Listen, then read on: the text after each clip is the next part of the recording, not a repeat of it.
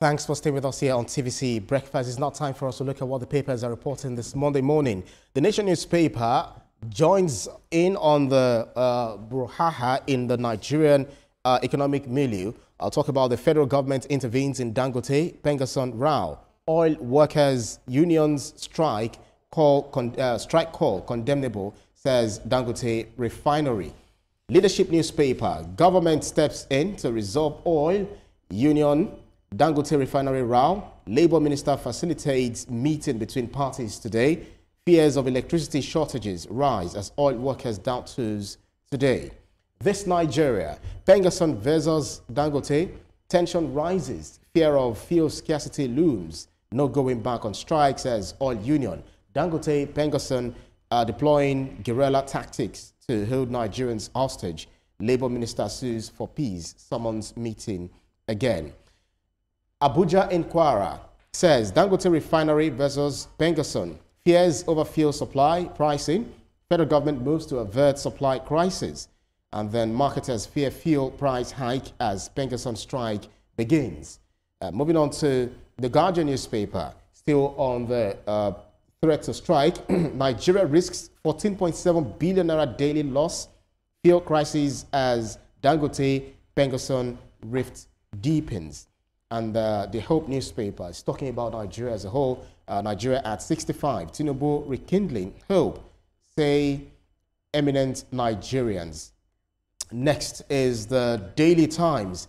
Federal government urges PENGASSAN to shelve strike, resolve field with Dangote. So many interesting things, happen here. But the Daily Times will be looking at the investment scam, which are allegations of genocide against Christians false, divisive, and then SEC raises the alarm over AI-generated investment scams. I guess that's what we'll be focusing on this Nigeria. And the last but not least is the Sport and Live. Lawrence Iwobi is underrated, says Nigerian, one of the best in EPL. It's good to always know that Nigeria, or Nigerians generally, we always make a very good name for ourselves. But let's start off with the row, the hulabalu, regarding the rifts or the row between PENGASSAN and Dangote. If you look at the Nation newspaper, the next paper, which also talks about the same thing, Leadership newspaper, This Nigeria, Abuja Inquirer, Punch newspaper, the Guardian newspaper, etc. They're looking at the fact that PENGASSAN and Dangote have been at loggerheads. They have been at each other's throats. PENGASSAN saying that Dangote is sabotaging the economy. Dangote is also saying PENGASSAN is sabotaging the economy, calling them terrorists. PENGASSAN cited Section 40 of the Nigerian Constitution in backing of their argument, and some of the charters that Nigeria has signed with ILO. Sacking 800 people in one day. That is a heavy stick by all parameters. It's such a very heavy stick, and it is obvious that you sacked these people because they went and signed up as members of PENGASSAN. And the funny thing is that did Dangote have these foreigners that he replaced? did he keep them somewhere? Because the switch was within 24 hours. And as a matter of fact, they said there are 2,000 of them. 2,000 of them. He did it within 24 hours. When you look at this story, there are areas where you blame Dangote 100%, and there are areas where you blame PENGASSAN 100%. Where I want to blame PENGASSAN 100% is the order to shut down gas. And water supply to Dangote. And in the process of doing that, we're going to have problems with our Gencos supplying us light. We're going to have queues on our filling stations. Dangote has also announced that their dollar to naira, whatever, they have stopped it, and that is going to affect the price of PMS at the filling station pump. Negatively. So we might start looking at a situation where we'll be buying a liter of oil for over 1,000 naira. No matter how you look at it, this quarrel will affect Nigerians and it will affect Nigeria. negatively. That's right. So the federal government stepping in to try and see if they can settle it is a very good move that I think is coming a little late. When the quarrel started, that's when the federal government would have stepped in immediately, because, I mean, we're talking oil. This is the biggest resource in Nigeria. That's right. So, and then if you look at PENGASSAN, they will say that they contribute 80 to 90% of imports and revenue generation to the Nigeria's GDP, and that they are behind the numbers when we talk about GDP. Yeah. But the problem there is, they're saying, according to Etoma, is fear, or our fear is that that will lead to the increment in price of fuel. But they're saying that no, that's not the case, that they still have 30 days of supply in reserve. So anything happens afterward, then we should blame Dangote. So we saw Dangote, Nupeng, now Dangote, PENGASSAN. It's just really sad that one man, a lot of this is happening. Now, if you look at the 1999 Constitution amended, you look at section 34, it says dignity of labor. It's actually wrong for you to allegedly sack 800 people in a day, and now you are bringing Indians. For me now, I'm afraid about Nigerian workers. Is it that they do not have security? Is it that this constitution that was written is not, they don't follow it? That is my fear. And now you're bringing foreign people. Where is the we are Nigerians? Where is the put Nigerians first? How would you sack 800 Nigerians and then bring in, you said 2,000 or almost 2,000 foreigners? Indians. At Indians, at the end of the day, what are we trying to gain by that? It's really sad that this is happening, and I think that the whole of Dangote crew should look into this holistically and have a conclusion, because at the end of the day, this is happening. I was coming to work today and I saw a lot of people saying that they are afraid there's going to be queue for the full station. It affects Nigerians. This is their fight. I don't know if it's a power toss or whatever it is. They need to understand that Nigerians are going to suffer from this fight. First, it was Nupeng, federal government stepped in. Now we're asking the federal government to step into this as well. I hope they step in and just come to a conclusion. But I'm also hoping that from Dangote, we stop hearing things like this. You are a man that told us that you put Nigeria first. Let's see you put in Nigeria first, because now I'm confused. You are bringing Indians when we are in Nigeria. This is not India. This is Nigeria. Yeah, Olamide, if you look, you want to say something. Yes, I want to look at the business side of this, you know, because I think some of the decisions Dangote is taking has to do with the business side of it. That refinery was established using loans, using investors' monies and things like that. And now he's operating, he's thinking of paying back. You know, so anything that will slow him down, he wants to cut off very fast. But thinking of paying back at the detriment of Nigerians. Okay, but the thing there is, Dangote owns his business. It decides what goes on in his business. PENGASSAN is saying that your staff, they have the right to join the union. Yeah. But if you look at Section 40 of the 1999 Constitution as amended, it is not, no one should be, should be mandated to join a union. Find the lower cadre of PENGASSAN or any workers, they can automatically be seen as a member of union. Those that are the senior staff, they have to apply to be a member. So saying that they must join that union, is it not going, you know, contrary to their own provisions? It definitely goes against it, and indeed, this is the inherent dilemma of unionizing, right? Corporations will also always see unions as a constraint on their freedom to manage, whereas unions see themselves as protection for the corporation. When we look at the when PENGASSAN was found, it was found in 1978 during the height of Nigeria's oil boom, where our oil industry was run by multinational companies. Their mandate and mission and vision is to protect the oil sector that brings us some of our greatest revenue.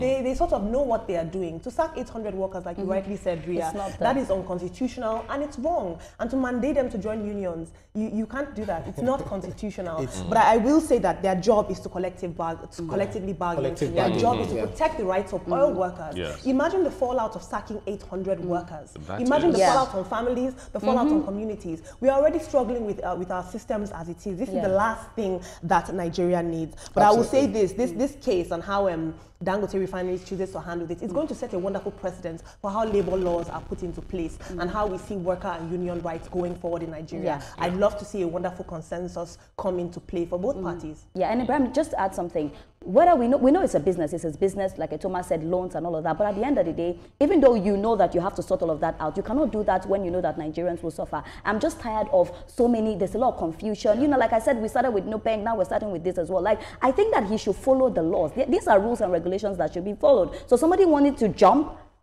There has to be a mediator, Etoma, because if you look at the Guardian newspaper saying that Nigeria risks 14.7 billion naira daily loss. Fuel crisis as Dangote PENGASSAN rift deepens. So we are only talking about 14.7 billion naira loss. Yeah. But there will always be ripple effects. Look at the SMEs. Look at some other people that actually depend on petrol. In fact, it's the mainstay.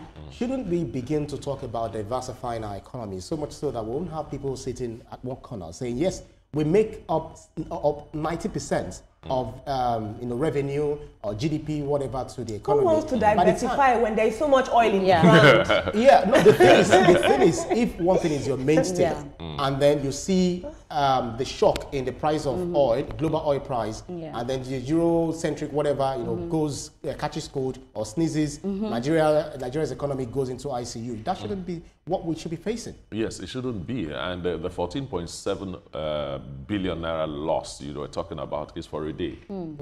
So it will be 14.7 on Monday, 14.7 on Tuesday. It is humongous. I don't think any economy in the world can take that for up to a month and is still standing strong. Now, talking about diversification, yes, you might want to say, who is making so much money out of oil and is not diversifying? But common sense says that for you to be comfortable as an individual, a corporate organization, or a country, you must have a minimum of 4 streams of income. Minimum of 4 streams of income. So if Nigeria has been dependent on oil for so long, we are not taking that advice. So diversification is the only sensible way to go. And we have so many other minerals. We have a resource called the Nigerian people that we have not used, optimally. Nigeria has no business depending on oil Just as oil. Its mainstay. As a comment, because I can remember Wale Soyinka said that the day Nigeria discovered oil was the day Nigeria was cursed. So we can see, what is happening. But then, shouldn't we? I think probably was it you or someone who already said, okay, now in the midst of this, we have the federal government. Underneath is the grass, which is the human, those of us, that will be bearing the brunt, directly. Why do you think it's taking very long or difficult for the federal government to mediate to ensure that they rein in both these belligerent or bellicose but parties? the thing is that they did that with NUPENG, so we're waiting to see what happens now. But when we talk about diversifying, even we as human beings, I'm not just doing one thing. I'm doing different things because you cannot just live on one source of income. So I feel like Nigeria needs to look into that as well. But for now that we've not looked into that, because I'm a very practical person. For now that we depend solely on oil, why are we making it difficult for the common Nigerians? That is my question. Now, I just want to add, labor that is not organized is labor that is not effective. When we look at the Dangote refinery, it was touted as Nigeria's ticket out of fuel importation. And so to see that this is how they're treating their workers, to see that their labor is not organized, their labor therefore cannot be effective. And Olamide, the other time Dangote was saying that, he pays his workers and everything. Like, we need to see, we hear a lot of things, but we are not seeing it happen. Right now, it looks like you're trying to force these people into things that they do not want to do. And it's a big problem. There is more to what is happening than meets the eyes, actually. But we just want them to resolve this problem, as fast as possible. Absolutely. Let's move on to the Hope newspaper. Maybe we'll get some hope. Nigeria, we need the hope, at 65. Tinubu rekindling hope, say eminent Nigerians. And I think it's actually stakeholders praise President Tinubu's economic reforms, urge sacrifice, patriotism. Labor leaders lament hardship, call for review. One of the speakers, at this occasion says that one thing about Nigeria is that there is this one united political and geographical entity, so much so that Nigeria is not dividing. But I do not know whether we can agree in total with this submission that we're not divided. Because if you look at since 2023, after the elections, it's as though Nigerians are more divided than we've ever been, coming about all of this. So what do you think we are doing better or not doing better at all, especially under this administration? I think government is engaging the people more, and for me, that is a very big plus. The people are getting to know a little bit more about what government is doing in managing our resources and planning for our future. I will give kudos to the present administration for that.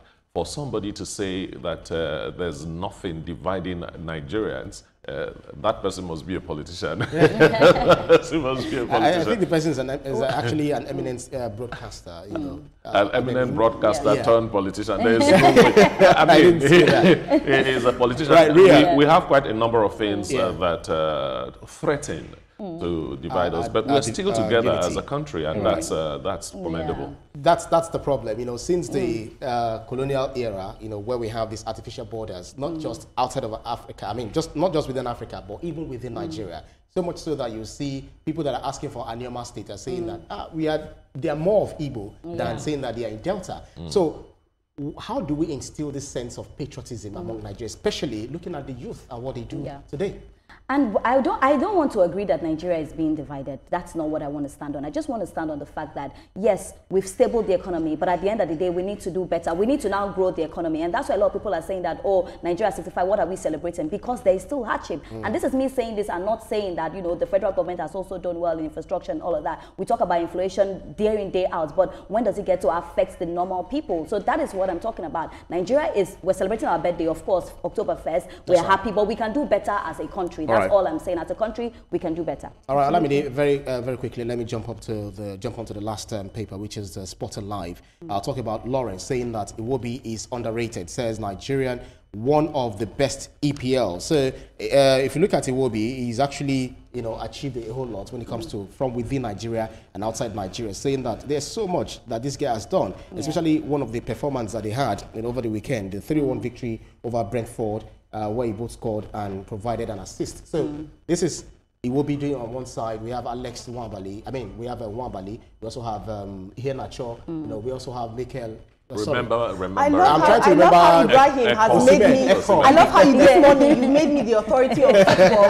When I've made it very clear. But I will say this from the perspective of Nigerians doing well outside. Yes, absolutely. It's very common indeed to see young African men sidelined in football. Unfortunately, with football, you're only as good as your last show. You have to keep on performing and keep on showing up. Nobody cares how many goals you scored last time. It's how many goals you scored this time. The people want to see. They want to see it's a goal. Exactly. And you have to say. But the right goal. And I'll just say something quickly. I really believe that Alex is underrated because he's a fantastic player. Sometimes we do not get to see the amazing things he does on the field. I think he deserves more accolade because I follow Alex a lot. Apart from him being a very fine footballer, he's a good footballer as well. I think people need to start appreciating him for the great work that he does. Apart from you being a very fine, he's good. He's good on the field. You're also a very good, on the field. The other one is. That's about it for the newspapers up for review today. We believe that we've done our best to update you as regards what the papers are reporting. Coming up on TVC Breakfast, tension rises as Dangote faces backlash from PENGASSAN regarding the sudden dismissal of workers. Stay with us for this important conversation. We'll be right back.